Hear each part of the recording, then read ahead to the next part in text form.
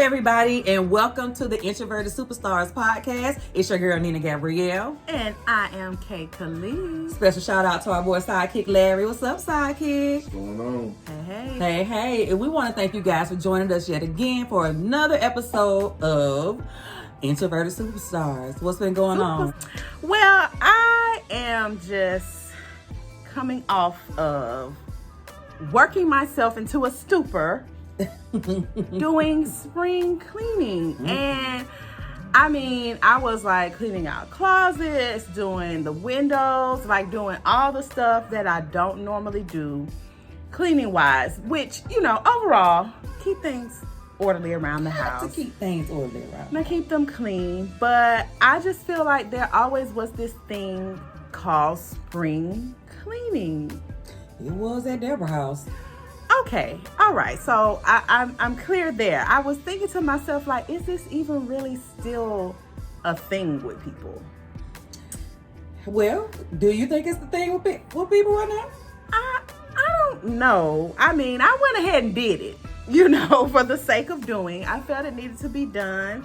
I felt it was something that I would traditionally do each year, spring cleaning, because, you know, we just sprung forward. The time just changed, so we're on daylight savings. So that signifies like, okay, we're going on into spring. Like it's time to gear up and get ready. So I took it upon myself to take my good old Saturday morning cleaning to the highest level and like go ahead and jump in, do my spring cleaning. But again, it just had me pondering on my breaks because I had to take breaks. Is this still a thing? You know, how long should it take? It's definitely not a one-day thing. Okay. Like, okay, as far as is spring cleaning still a thing? I do think it's a thing. Okay. I don't think that people mainly refer to it as spring cleaning. I just feel like they know the weather's about to change. I gotta, you know, clean the house and, you know, put my winter clothes up and bring out my springtime clothes. Right. You know, that kind of thing. I don't necessarily think it's just like, okay, spring cleaning, everybody. Like my mama, Deborah used to be like, okay, this is the rundown. All right. We're going to get these baseboards. We're going to get these windows. We're going to get, you know what I mean? And it just was what it was. But nowadays, I don't think it's like that as much. And I feel like if people are spring cleaning, it's not like the whole house. Like our whole house was spring cleaning. Got you know it. what So I the mean? kids aren't really like I in don't on feel it. like the kids are in on it like that. Well, my child was definitely in on it yesterday because he didn't have a choice. And I was just like, come on, we got to get going. I got this list of things I want to get done. I need you to do X, Y, and Z while I'm doing A, B, and C. Yeah, because you're old school like that. Okay. You're old school type parent. You Okay. see what I'm saying? A lot of parents nowadays just aren't. I see. You know what I mean? You do that because your parents taught you that, and it is what it is. Mm-hmm. So you instill that in your child. But now Shaniqua them might not be doing the same thing that you're doing because they're a little bit younger, and like I said in our last episodes, parents are different and kids are different. Mm-hmm. So it might be where the mama trying to do all this cleaning up. And them kids in their room on some device. Right. No, it ain't going down with me. So, yeah, but but in all honesty, I feel like people still do clean, deep clean. I just don't feel like as many people still do it. Okay. Well, the other thing I started thinking about, you know, I was evaluating like the use of my time and maybe even my son's time. I wasn't really that concerned with him because I feel like he's young and able-bodied. He could do whatever. Able-bodied. But I was like, well, maybe this is something that people have evolved to like hire help with. Like have some cleaning company come in. You know, even if they don't come into your home regularly, just for like a seasonal deep cleaning or something, like just go ahead, pay the fee, sit back and let somebody else do it. I'm so Get for somebody that. else to do it. I'm for that. Okay. And I am, and not just because I don't want to do it, but one, I don't want to do it. That's for one. But for the two, it'll just be easier to just pay these people to come and just deep clean. Because I ain't talking about no regular clean. A regular clean is a regular clean. I'm talking about deep clean the whole house from top to bottom. I would shell out the cash for that service. Because it's a one and done. They set the standard. They didn't clean you from top to bottom and you just keep it clean. But my husband won't let me. I will say, in the midst, when I was up to my elbows, up to my rubber gloved elbows, I did think about it. I was like, why couldn't I just have hired somebody for this? But I was all in at that point, and it was an afterthought. But that was how I started off. And, you know, that was like Saturday morning. And I had many, many other things to do the rest of the day. But something just moved me to say, it's time. It's time. So, well, I ain't been moved yet. I ain't been moved yet, and the only moving I want to do is my husband's heart on this matter, because I want him to allow me to get the cleaning service to do the deep clean. We're gonna find somebody for you, Cushion. Thank you, Cushion. All right, what else? Well, I've been doing okay. This week went by really fast. I feel like it's been a very, very busy week for me. Just like I said, in regards to my kids and the stuff that they had going on this week. And, you know, they just kept me busy. The little one had his party. That's right. Remember the party, girl? He had the party. When I tell you that thing jumped and jumped, till he couldn't jump no more. And him and all his friends, they had a great time. I'm so glad that, you know, we decided to let him go on to the trampoline park for his birthday. He had a lot of people show up, and you know, they had a really good time. But then, you know, the party didn't want to end. Oh, okay. The after party at my house. Okay. Apparently, you know, so the kids just rang the house this weekend, and you know, they had a good time doing it. And I was like, long as don't nobody come up with nothing broken. Right. I don't want no tears, no fighting, don't break nothing, don't break yourselves. No life or limb. None of that. You know, they seem to do okay with that. So, you know, it was a good week, and I'm just glad that this birthday stuff is done for right now. Oh, that's right. Until mine. Or mine. Or yours. Sorry, April. Yes, I'm coming around the corner. I'm gonna be ready. I bet. So we are going to move into the Culture Corner, one of my favorite segments. But we, you know, discuss entertainment news, and it's a few things. Well, we can't get away from this entertainment news, honey, because there's always something going on. It is something happening. It seems to be every minute. And so I got to talk about something, because we are back to NBA players and handguns. What the hell going on with these NBA players? That's the question. What y'all doing? What are y'all doing? I don't know what's going right or wrong or in between, but all I know is now this past week we have had Shawn Kemp, who most of us know.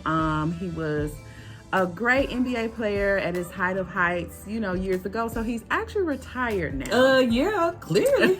Right. He's like, you know, a little over 50. So he's had his time in the NBA. But Mr. Kemp found himself involved with a drive-by shooting, of all things. And it's not funny. People were like, wait, what? A drive-by? I just can't picture Shawn Kemp in no drive-by. Yeah, not at all. But what happened in this case was, so before this particular incident, you know, he has a vehicle. His vehicle has been broken into a few times.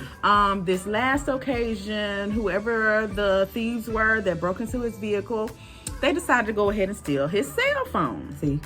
So, which I don't know why in 2023 anybody is stealing cell phones, because clearly it can be tracked. Right. So, of course, track down the phone. He finds the location of the phone. It's in this mall parking lot. So he went ahead. He was like, forget calling the police, all of that. I'm just about to pull up because I'm tired of this. And I want to see who has stolen my cell phone. Come on, vigilante. Right, and what done went on, and I got my fire by my side. Okay? Rain Man. Right. He ain't raining them shots. He raining them bullets now. He was ready to rain them bullets. Let me say that.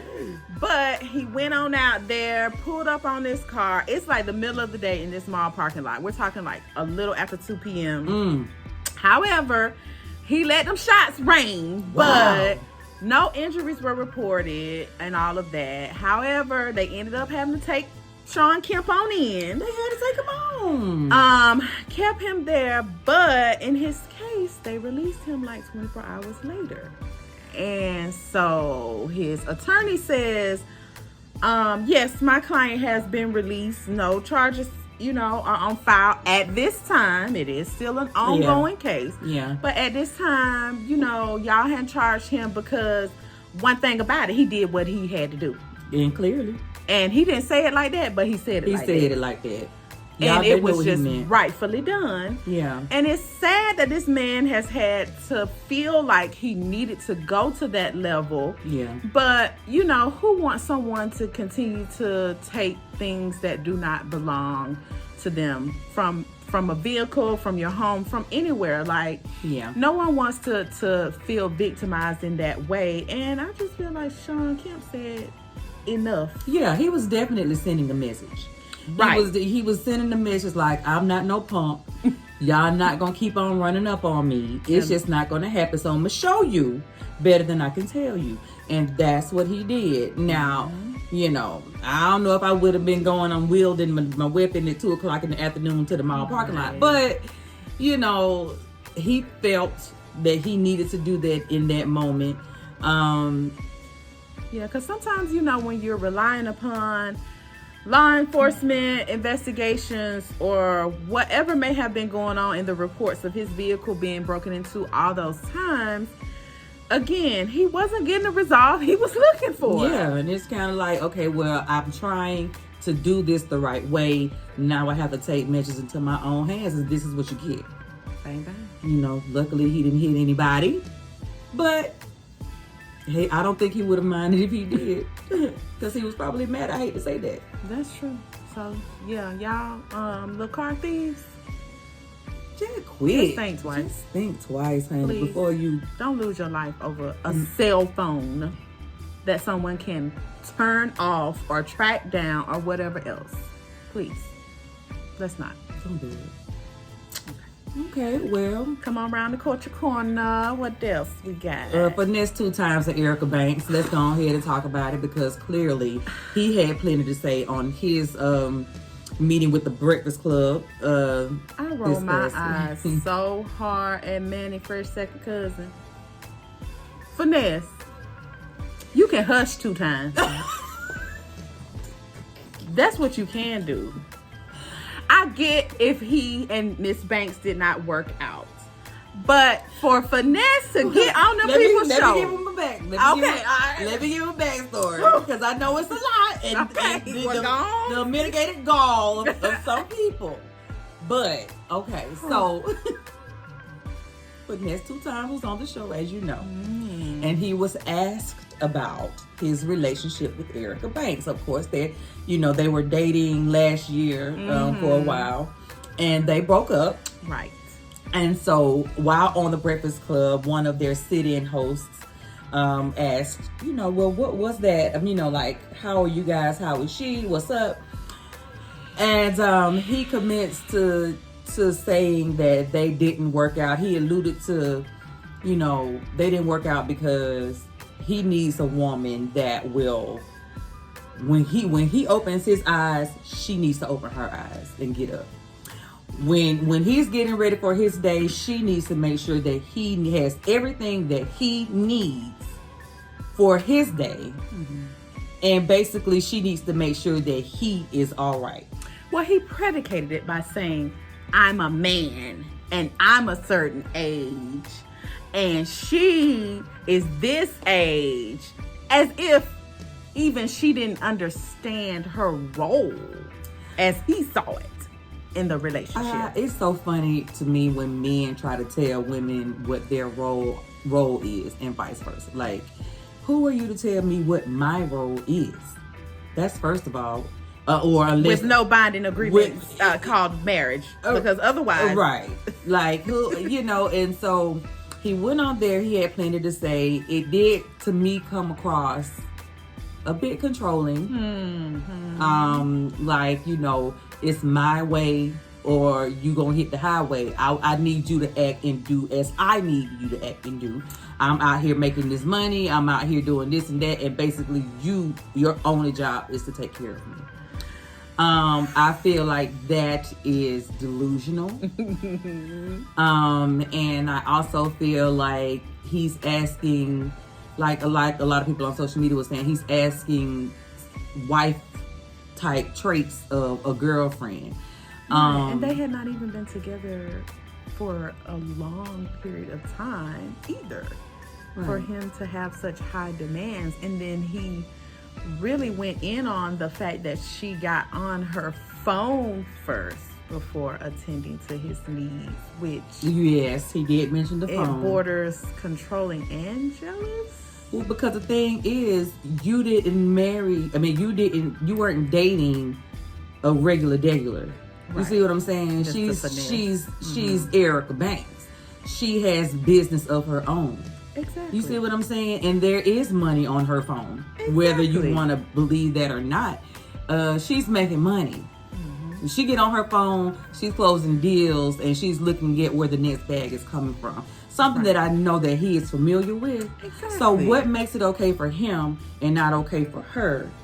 Just because you have something between your legs that she does not. Oh, well, have mercy. I don't get that. Have mercy. And I won't. I just don't feel like anybody should be telling anybody else how and what to do. Every waking moment. When you wake up, you got to get up and you got this and that and the third. No, sir. That's just, it's not realistic. And if it is your reality, I feel like there should be some genuine soul searching about your priorities and your morality, because I just don't feel like people should be treated that way. Agreed. I said what I said. At me. He got some at me in the rock phase. Anyway, he got a whole bunch of nerve. What you call him? Manifest second cousin. Finesse two of them. But Erica, she did have something to say back. All right. She went, because she said it's a lot of chit-chatting going on. My name in y'all mouth. My name in y'all mouth. I won't even usually do this, but I got to go on because it's a lot of talking going on. Uh-huh. And so she went on to say that, yes, he expected me to be that person for him. She said he expected me to wake up when he wake up. Fellatio when he want fellatio. Just all kind of whatever he wanted. And she was just like, I'm the flow queen. Like, right. Check my resume. I ain't doing that. I got other stuff going on, and you I might have been up later than you last night. How you gonna tell me when to wake up? I don't care if I was. I'm an adult woman. Right. With one daddy. Doing my own thing. You know what I'm saying? It's one thing. I definitely feel like, you should try to appease your partner. And, try to... But there's one thing to ask somebody something and to tell them what they need to be doing. True. That's the difference. Finesse was trying to finesse that woman. He was, and it did not work. And she was like, bye. 2 times. Bye. 2 times. But yeah, so she came back and she basically did set the record straight. Yes, this is how he conducts himself. And it just was not for me. And I feel like she said, I feel like, he's a cool person. He's, I don't have a problem with him as a person. But as far as relationships go, nah, we ain't gonna work. Wish you the best, buddy. Yep. Okay. Yep. So that was that on that, and I hadn't heard anything else, but like I always say, we'll see. Mm-hmm. Well, I have to talk about another female rapper, one of our very favorites, Miss Young Miami, aka Carisha. Carisha, we love Young Miami here. Yes. And I hate to even have to discuss this, but it is a trending topic. Well, I look at it like, so as we know, there has been a lot of little talk and commotion on social media about her and her acting on BMF, which I love BMF. Shout out to them. Shout out to BMF. But she made a guest appearance on this last episode. And you know, she just had a couple of short scenes, but there was one in particular that gained criticism. It was a serious scene. It was kind of a tough scene. You know, she was playing the wife of someone, and unfortunately her husband had been killed, and she received the news. But I don't see a problem with that. Was a spoiler alert. Sorry. Well, BMF been out. If y'all haven't seen it yet, don't know what to tell you. Right. I don't know what to say about that. As much as it's been on social media, it's been spoiled. Yeah. But there was just a lot of criticism. And I think, you know, in her case, she is a rapper, an entertainer. She has a very successful podcast. She does all these great things. She has her own line with Carisha Please. She's just doing big girl. Things. She's that girl. Yeah, and I think they just kind of came for her a little too hard. I think acting is something that she just added on to her long list of things that she has going on, and she did good. She did her thing. Yeah, I mean, you know, I loved her in You People on Netflix. I thought that her timing and her comedy was just really good on that movie. What's that fits her regular personality? It does. It really did fit her regular personality. I got a good kiki from her and the rest of them, Lala and all the rest of the girls that were on there. So I could tell that she's wetting her acting chops. Like she's getting herself out there. She's trying. She's testing it out. You know what I mean? So she's learning, and that's how I look at it. Like everybody, when you jump right into something, you ain't Denzel. You ain't Sidney Poitier. You ain't. You know, you have to learn, and the more that she does it, I feel like the better she. Because when Beyonce first started out. Right, there was a lot of when there and Carmen or Hip-Hopera or whatever it was. Yeah, I remember Carmen Hip-Hopera with Beyonce and Makai Five for them. You know, she had to, get her bearings, gather her bearings, and she had to learn to grow. And next thing you know, she's doing Dream Girls and all that kind of stuff like that. So you have to start somewhere. I'm not mad at you, Young Miami, Carisha Brown. Keep doing what you're doing. That's right. We love you, and I cannot wait to see you on the next one. That's right. Don't worry about what these folks got to say. No, because BMF is a hot show right now, so just her being on there, kudos, girl. Do you think? So we're gonna move on to just a topic of this week, and I feel like it's a good topic. Yeah, it's a necessary topic, and like you said, it's fitting. Yeah, we got to go ahead. We got to go and just address the elephant in the room. In many rooms. All the rooms. Yeah. What are we talking about? So, we got to talk about, like, the transition phase and age, right? And in our case, you might even say the transition to MILF. Like, I feel like, Lord, we're still in there now, cushion. We're in that cushion. But MILF? Well, okay, that might have been a stretch. But I'm just saying. I think we're there, though. Okay, go ahead. What do you think? But it's just the transition and the things that go on and the things that happen as we age. And granted, I'm not mad at it because we all know the alternative to aging. So if you're not, you have nothing to complain about because, yeah. So, as time goes on, and especially for women, I think we kind of notice those things that are happening with us and to us and around us with aging. You start to think about like your body, all the time, and how you look, and do I have a gray hair here? Do I have a wrinkle there? Yeah. It's just those things that when you're in your teens and 20s, they are so far from your mind. It's so, because what you thinking about it for? Because you having no reason to think about that. Because your skin is tight. Your skin is tight. Your body tight. These sitting up here. This sitting up there. And, wait. What wait? Like, wait for what? You know what I mean? This is like, because even if you gain a little weight, you just do a little jog and it just fall right back off. So it's just like, I remember those days. Right. And they are a memory, just that. A memory. They're a memory. Now a memory. However, I will say that, again, I'm not mad at aging because I'm happy to be here. Thank you, Lord. I'm gonna live my life. Amen to that. As long as the Lord say so, and keep on doing me. But you just have to adjust a little along the way. Yeah, you do. Basically, when it comes to your body.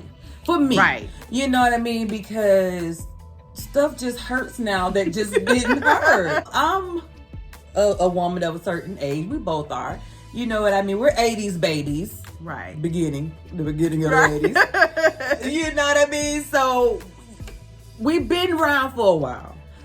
And your body lets you know that every single day. Like, absolutely. If it's not something, it's like you don't even know where the pain came from. Come out of nowhere. Why? Why does my back hurt? The back. Why does my back hurt? The back is the one. And I can't understand, like, is there something that happens, like the gristle in your back start breaking down? Not the gristle. Or something. I don't know what it is about the back. If there is someone out there who can help me understand why the pain decides to migrate to that back. area. To the lower back. Because once your back start hurting, it's just like everything go wrong. That's it. And don't let it just completely lock up. Oof. Because you out of commission for a day or two. It ain't a thing that you can do. A thing. There's nothing you can do. And so I don't understand. It's like your body just all of a sudden, once you turn 40, and I said it, once you turn 40, it's like your body says, oh yeah, it's time to start showing out now. Right. We gonna put it. She been working me down to the ground. Yep. I'm gonna put a little extra weight up in here in her face, and it's gonna be hard for her to get that off. And then I'm gonna go ahead to the lower back because she hate that. Right. It's like everything. So, and for some people, it's the knees. I'm not there yet with the knees, though. Well, I pop my knees. Good knees. Yeah, you got the Meg knees. Honey, the Meg knees left me about 15 years ago. But I could be hanging on by a thread because, again, once you get into that certain threshold, you never know. The knees could go out tomorrow. They just, Tawny, I don't know. It's a scandal. It's a scandal. I just don't know what brings it about, but I do say once you are aging, despite the back, the knees, the weight, all those things that we deem as negative, y'all, we got to hang on to the positive. Because guess what? We are still here. We are here. And a lot of people our age are not. They are not. And we doing what we got to do. And honey, we looking good doing it. I feel like I look good. And I know you look good. That's what I'm saying. So I'm not going to be mad at my little quirks or my little aches and my little pains. I'm going to accentuate that silver lining, embrace it, that's awesome. And that's that. And I want everybody out there who are a little younger, put a little respect on it. A little respect. First of all, throw the respect on it first. Throw it on now. Because, you might can come with the auntie if you in your teens. Yeah. And I'll take that. Yeah. But if you 20-something and you just wilding out and you think you know a little more, You might want to learn from the OG. She ain't lying. Cause you, like I said, you trying to get over here. My dad used to tell me, you trying to get where I be. You see what I'm saying? Oh, I love my Uncle Mac. You see what I'm saying? You trying to get where I been. I'm telling you. And the elders will also tell us, oh, honey, you ain't got to worry about, just keep on what? Living. Keep on living. I tell my kids that to this day. Because it's just true. It's just true. And these kids, like, because my kids are the worst with aging me. Like, like, they make it seem like I'm Methuselah or somebody. Like, I mean, just, you know, way back in the 90s, Mom, when y'all listen to this and that, way back. Way back in the 90s, you know what I mean? And you know, they just feel like I'm the oldest lady ever. Internally, I don't feel like the oldest lady ever, but young people see us like that now. You know what I'm saying? So, and again, I'm not totally mad at it. I want you to throw the respect out first. I can't say that enough because you don't put my respect on there. But it is okay because I got something I can show you. I know something you don't know. Period. And I'm still, like I said. Yeah. And I agree. But the thing is, you know, it's just, and then also too, the culture that we're in, like even with podcasts, the podcasters nowadays, a lot of them are just younger.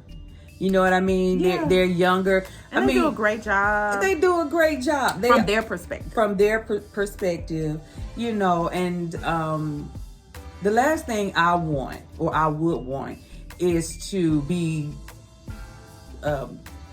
disrespected in regards to my age when it comes to my work. Does that make sense? Got it. So if we're starting like this podcast thing, and you know it's something that we really enjoy and that we really want to do, last thing I would want is somebody to look at us and say, but they're middle age. Okay. Or they're older, or they're, you know what I mean? Right. If you and lit, that's what we call ageism. If you lit, you lit.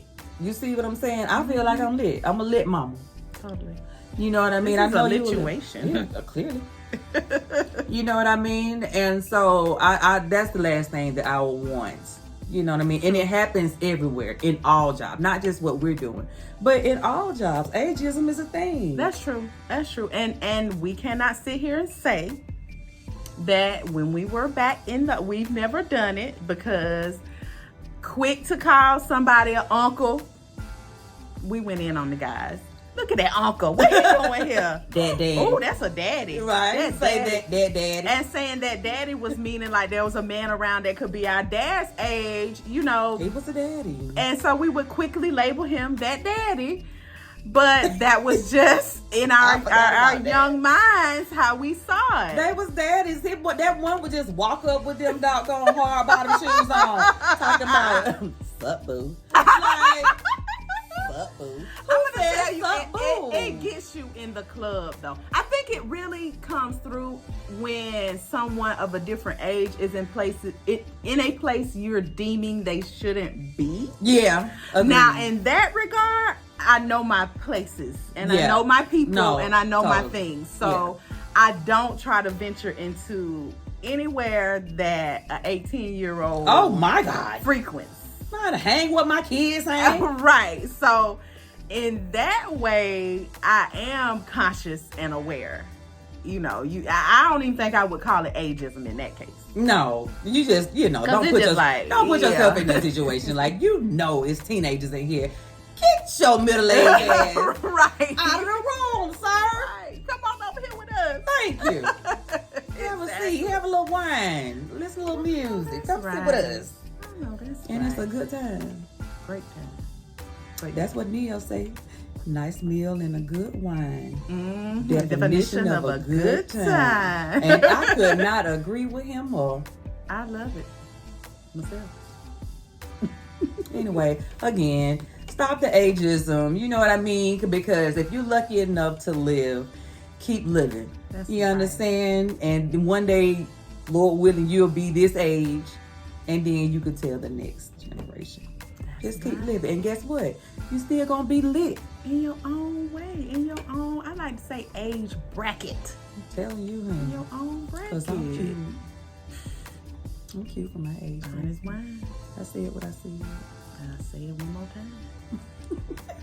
Okay. Anyway. All right. We cannot forget, talking about age, we gotta flip on to Sitting Up in My Room. And as y'all know, Sitting Up in My Room segment is where we go to those thoughts, feelings, experiences that are like throwback. Those are those things when we say sitting up in the room. It could be physically or it could just be mentally. It could just be that thing that's been in your head or on your mind for all this time. So today on Sitting Up in My Room, in our room, we're going to talk about spring break. Spring break then versus spring break now. Whew. Because, honey, it's different as an adult. Because as a kid, let's talk about it.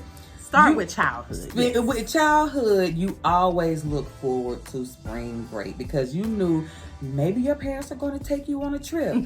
Or you knew you didn't have to go to school and you were excited. Right. You know what I mean? Spring break, it was just starting to get a little bit warm outside and you just could hang out and have a good time during spring break. You know, and you were ready. You was ready. Like so amped up for it. So amped. So moving forward, you get a little bit older. Mm-hmm. You know, you into high school now. Okay. High school. You get with your friends. Y'all start planning the week. That's it. We out of school. I'm coming over there. You coming over here. We finna hang out. What we doing? Right. College. It's going down. If you went to an HBCU. If you went to an HBCU, you know. It's going down. Where are we traveling to? Right. What beach are we going to be on? Right. Who all going to be there? Exactly. You know, because my face going to be in the play. So it just. Daytona Beach takeover. It was all the fun. It was just all the fun. You look forward to spring break. You had more independence. You could did. really do whatever it was that you wanted to do. What you wanted to do. You know, you could put your classes behind you for a week. Just like all the regular day-to-day stuff. It's just like, forget all that. It's spring break. Let's go. Okay. We out. You know, so I just think about all of those memories that I had as a youngster just coming on up into college spring break and even a little after college, you know what I mean, when you still like in your early 20s and you know middle, you still can kind of get a little bit, you know, going depending on your work with spring break because it's like you still know what's going on with the schools and you still so you can still kind of slide into the spring break thing. But I feel like once you hit late 20s, early 30s, spring break, what? Because if you have now entered into the workforce, unless you're an educator, if you're in education, shout out to you because you still get spring break. Clearly, you did. But for general, just private sector work, spring break, it doesn't apply anymore. It doesn't. So it just becomes a memory of what you used to do because you literally do not get that spring break unless you decide to take it, but it's not just given to you, so you can't get excited. And if you taking it, you just taking it because your kids gonna be on spring break, and you know you need to take off for your children because you planning to take them somewhere, and the cycle continues. And you know what? I hope now we're up here reminiscing, and we're talking about great memories from spring break. For all the effort that parents now put into spring break, like I feel like kids get way more trips. They get cruises. They get international trips. They get all these great things on spring break that I do not recall getting. Exactly, you know. I know I did. A little theme park, a little Florida, something might have been on the horizon. Panama City. Right, maybe. Yeah, but now they really get a lot from the parents, you know, to make their spring breaks good and fun and just a great experience for them. I hope that they gonna be in their room reminiscing one of these days, sitting up in their room about how good their spring break was thanks to the parents. Yeah, because some parents just know every year we're doing something and something new and exciting for the kids. That definitely was not my reality.